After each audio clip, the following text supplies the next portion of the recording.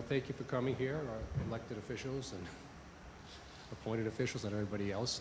My name is Roger Brunel. I am the town moderator of Paxton, and I've been asked to speak tonight to give some just general information about the structure of town meeting. What's it all about? How does it work? And I'd be happy to answer any questions. And since we're such a small group, feel free to interrupt me if something I say spurs you to think of a question. Just raise your hand and we'll stop right there. I'm not going to ask you to wait till the end of this very short presentation. All right, so town meeting, what's it about? I'm a history buff, and if you are too, you'll know that the Massachusetts Bay Colony was founded in 1630, and town meetings go basically all the way back to then. The proprietors of the colony were organized themselves into political bodies to rule themselves and to tax themselves and to authorize the spending of money. And that's essentially really what town meeting is about when all is said and done. Obviously, there's a lot of other topics that come up that have to be dealt with by the town. But the town meeting is the place where the legislative authority of this town resides and is exercised.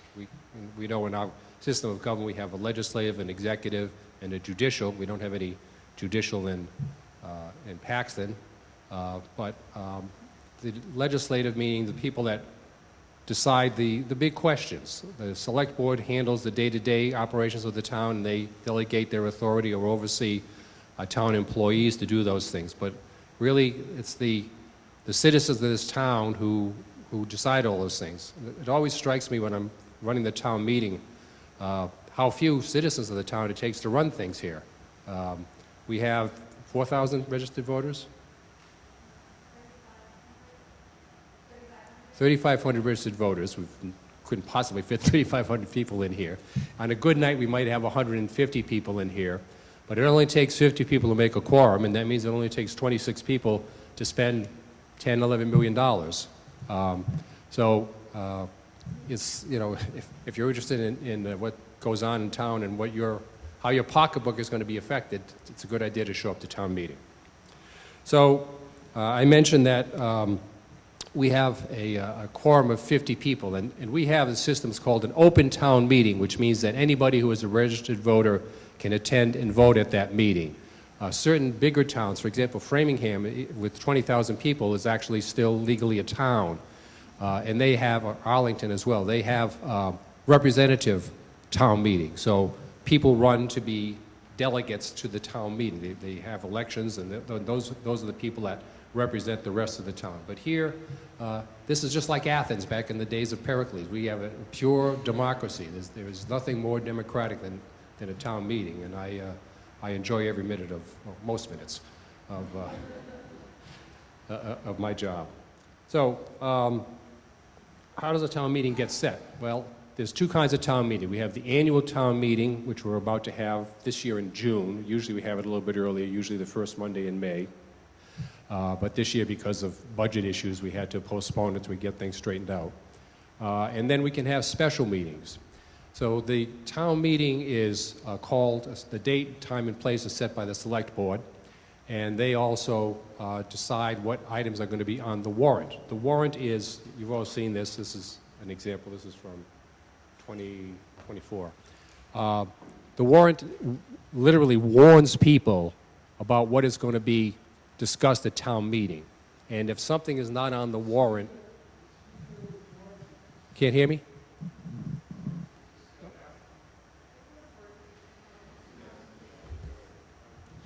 How's that better? No. The fan? Hold on, we're getting Scott up here.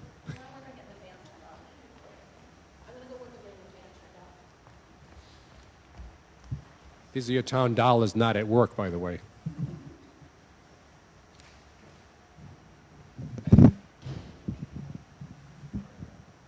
All right, is that any better? No, not any better. Theoretically, it's on. The little green light is on, Scott. Yeah, this one too.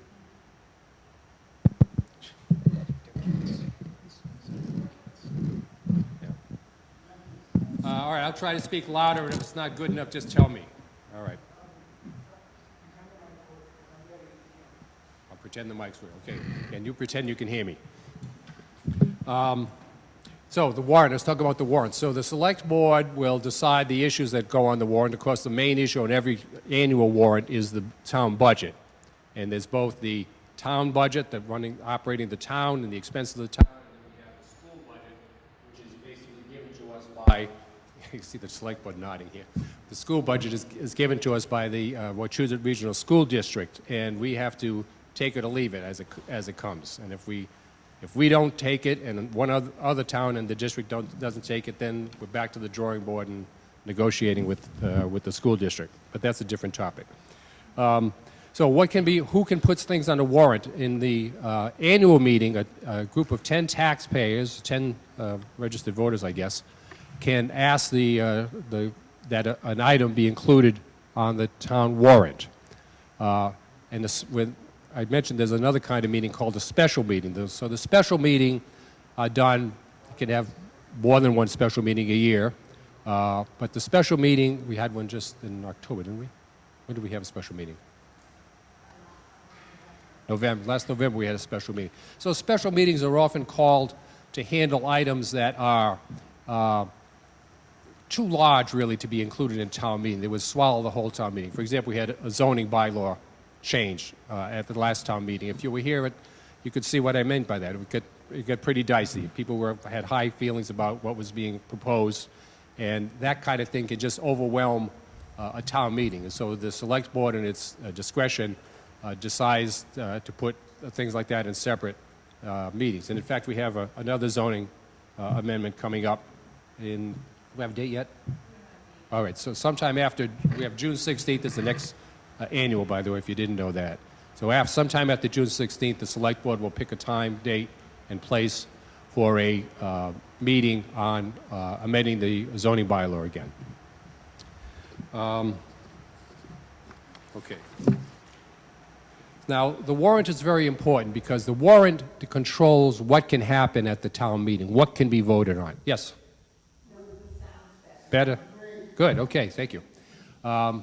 So let me give you an example. If there's a warrant article that says we'd like to buy the police chief a new cruiser to perform his duties, and then someone stands up and says, I want to amend that motion, and I want, instead of buying the police chief a new cruiser, I want to buy the town a hook and ladder truck.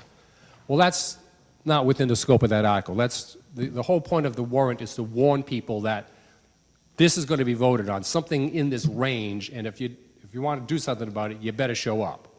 So that's an example of, I would rule that, as the moderator, it's my discretion, I would rule that motion out of order because it's outside the scope of the motion. Now, if the motion was to buy the fire chief a Ford Bronco to get around, and then they changed it to be a Chevy Tahoe, close enough. That's within the general subject that we're talking about. So that kind of thing I most likely would allow. A couple of years ago, we had an issue where we had an override pending, and the school budget was presented to the town meeting subject to the override passing at a later date.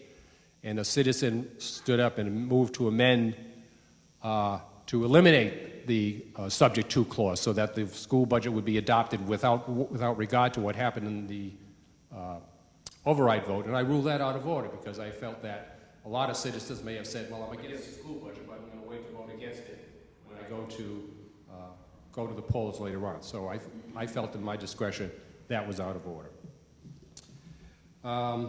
So the first order of business when we start a meeting is that I will declare a quorum is present and that the warrant has been properly posted. The warrant has to be posted at Town Hall and at the post office. I believe it's 7 days. 7 days? Unless it's a special, it's 14. The special is 14, but the town warrant is 7 days. And of course, it's available on our town website as well. The warrant is arranged in items called articles, and they're numerically organized. Usually we take them in the order they're presented, but I have the discretion to take them in any order that I think is reasonable. Sometimes there'll be two articles that should be discussed close to each other, and one's article number 3 and the other one's article number 19, and I'll just move them together so that we can discuss them in a rational manner. we allow non-voters to attend, and we're not very formal about it. I don't ask them to be segregated in any part of the room, but I do ask that, and warn them that they're not allowed to make motions or to vote, obviously, if we call for a voice vote. And I think we've been pretty lucky in that. Usually the non-voters that are present are representatives of the school committee, for example, or people like that. Or sometimes our own town employees are not actually voters here. Okay, let's see. So a warrant is not self-executing. An article is not self-executing. The fact that an article is on the warrant doesn't mean something's going to happen about it. There has to be a motion. And the motion has to do something to put the subject of the article in front of the meeting. Now, anyone can make that motion. I've adopted the practice, you probably noticed if you've been here, of actually writing out wording that I think puts the motion before the town meeting in a logical and understandable way.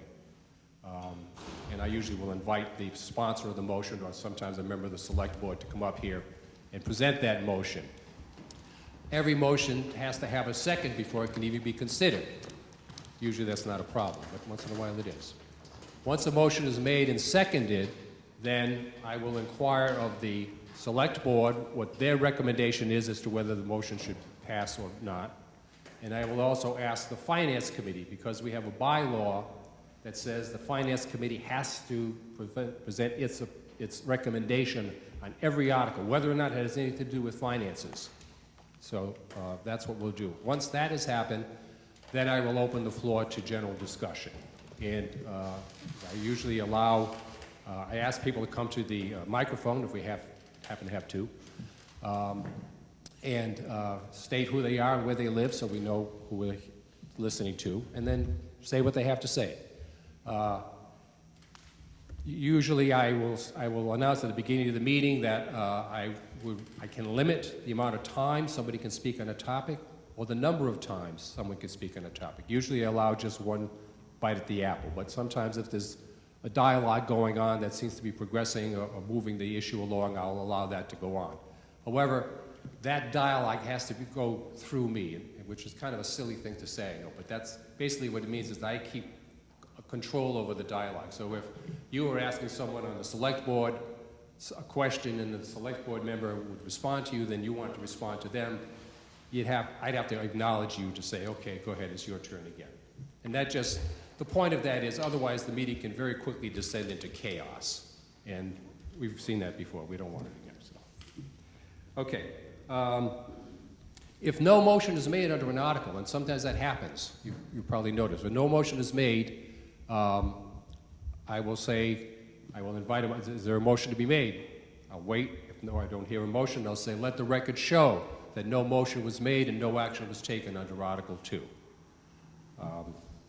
And that just means that whatever was said in that article, we're done with it. We're not going to go back to it.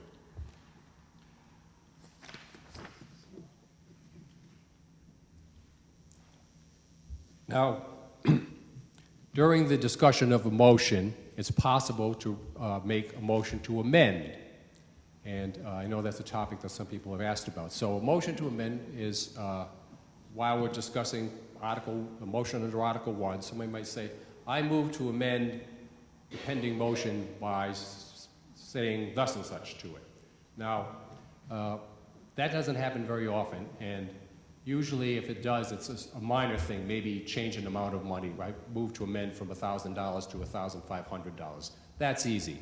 But if somebody wants to move to amend to add 3 sentences to a bylaw, that's a problem, because usually the person hasn't thought this through beforehand, and we're not all sure what we're voting on. So when that happens, you will probably hear me say, I'm going to table this motion for a moment, ask the moving party to consult with town council, who will be right down front, and work out some wording satisfactory to the moving party that gets a sense of what they want to say. And then once that's done, I'll allow them to make that motion. That motion requires a second. Now, once a motion to amend has been put on the floor, the main discussion gets put to the side.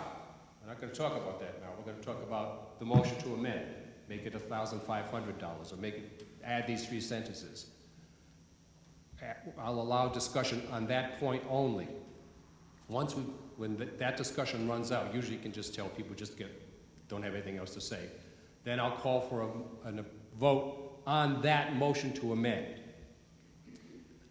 Now that brings us to the subject of votes. So most of the time we do voice votes here. I mean, most of the time things pass unanimously or almost unanimously. It's very easy for me to say, I declare that is passed. Some motions require a 2/3 majority. That's a little trickier. Any motion, for example, to borrow money, motion to take money out of a stabilization fund, that's a 2/3 vote. And in that case, again, if it's clear cut, if almost everybody except 2 or 3 people vote yes, then I'll say what the result is. If I have any doubt at all, then unless we happen to have those clickers handy, which we're probably not going to have too often, if there's any doubt at all, then I will call for either a show of hands, waving of the voter cards that we're going to have the voter cards still? Still going to have the voter cards, or just standing. If it's still not clear to me, if there's any question about it, then I will ask, the town clerk will have sworn in some counters, some tellers beforehand, and I'll say, all those in favor stand and stand until I tell you to sit down. And the tellers will go up and down and count, and they'll come back and tell me the number. All those opposed stand, and then the tellers will tell us the number, and then I'll announce what the result was to everybody. If I happen to make a voice vote announcement or an announcement based on a visual without a count, and you disagree, you have a right to say you disagree, and any 7 people can just stand up and say, I disagree, or I would like a recount or something like that, and we'll do that. Then we'll have an actual standing count, just as I said a moment ago. That doesn't happen, but I think it happened recently at the most recent special meeting. I had made a call on something, and I was wrong, actually, so it's good that they called me on it. Okay, so once the motion to amend has been acted on, whether it's approved or disapproved, now we have to step back and do the actual motion. It's called the underlying motion, or the main motion, because we haven't done anything about that yet. All we've done is amend the wording of the main motion. So at that point, I will ask for discussion, any more discussion on the main motion as amended. And if there is some, then we'll deal with that. And if there is none, then I will take the vote on the main motion as amended.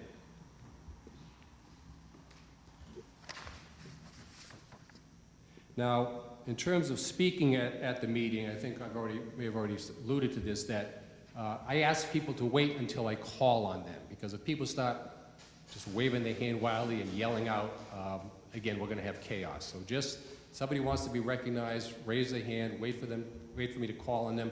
Usually I'll invite them to come up to the microphone. Sometimes I'll ask them to come up and stand in line at the microphone so we can move faster. We used to hand out the microphones, but that takes too long.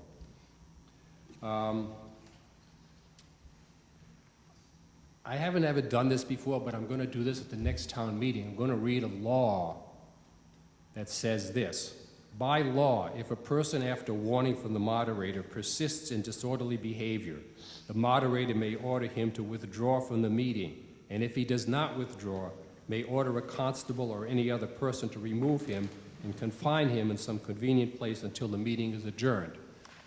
Again, if you were at our last special meeting, things got a little bit hairy at one point, and of course it's a hard decision with like throwing gasoline on the fire by doing that, but hopefully just reading that will put some sense in some people. We'll see. Sometimes a discussion is going on kind of long and it's going in circles and it's not going anywhere, and if you feel that way, just yell out, move the question. That's all you could do. You don't have to wait for me to recognize you. Just move the question. That requires a second. It's undebatable. We go immediately to a vote. It requires a 2/3 vote. What you're doing there is you're basically saying, I've heard enough. I'm ready to vote on the main motion. So if somebody moves the question, I will call for a vote on that. If I rule that the 2/3 are present, then we'll immediately go to a vote on the main motion. That's how things move along. Okay, how does a meeting end? When we get to the end of the meeting, when we get to the last article, then we have to end the meeting somehow. Once in a while, you may hear somebody yell out, "Move to adjourn." No, you can't. If you adjourn the town meeting, we have to come back sometime and end it. Okay. The way you end a town meeting is move to dissolve the town meeting. The town meeting once I nail down the gavel, once I knock the gavel down, we are a town meeting with legal powers. Once I say it at the end and knock the gavel down, the meeting is dissolved, that's it. Nobody can stand up and say, hey, wait a minute, I want to say this, or we should do that. Too late. Gotta wait till next time. So, motion to dissolve. It's possible, if there's unfinished business, it is possible to move to adjourn to a specific date, time, and place. But you cannot, there's a Latin phrase, sine die, which means without a day. You cannot move to adjourn sine die because that doesn't mean anything. It just means you're not gonna, nobody knows when to show up for the next meeting. You have, if we're gonna adjourn and take up business again, everybody here has to know when it's gonna be. So that's how that happens. So that's basically the end of what I had to say. If there's anyone that has any questions or comments, I'd be happy to try to answer. Yes, ma'am. Just kind of a curiosity question. What is the alternative for a small town besides town meeting? Are there other ways of, there is an end That's it, yeah. The town's our size. Town's our size, that's it. I don't know how large you have to be a city, but you have to be a lot larger than we are. There's like 5 different forms of governments for cities. You may know that. Worcester's a Plan E form of government. Anyone else got a question? Great. Okay, well, thank you for coming, and please come to town meeting, and hopefully you'll stay and listen to the select board tell us what trouble we're in. I got a question. Yes, sir. I think it was a special meeting, and I was asking, we just voted rather quickly with no discussion about something. Then the subsequent meeting, it was all reversed, and so somebody brought up that motion that had passed can be, you can move to rescind a motion. Is that true? Can you Yes. discuss that? Yeah, it can be done. Theoretically, if you want to move to rescind a motion, you have to have voted in favor of it in the first place. Because in other words, the idea is that you don't get a second bite at the apple, but if the proponent of the motion wants to, I'm not going to know how you voted one way or the other. So if you move to reconsider, that can be done. I've been doing this 12 years. I don't think we've come. You have to have voted in favor of the motion. Yeah. To undo. Yeah. You can't do that if you voted against it. Right. That again, somebody wants to make the motion. I'm not going to know which way you voted. Obviously, I can't see what people are doing. But that's probably true. I shouldn't have introduced that. That introduces a confusing point that doesn't matter. The point is, yes, while the meeting is still on, you can move to rescind. At a subsequent meeting, you can't move to rescind. I want to rescind the vote we took on Article 2 3 months ago, unless that happens to be on the warrant at the new meeting. And at the new meeting, there's a motion to undo what we did before. That's different. But if you want to undo something at a meeting, you have to do it while the meeting is still there, still going on. Okay? Does that help? Yeah. I'm just really curious, how do you learn all these nuances? Is there courses? Oh, well, there's a handy-dandy little book. This is very old. This is called Town Meeting Time. So all of the town moderators in Massachusetts get together once a year. And a long time ago, a bunch of them wrote this book. I don't know if it's written. 1962.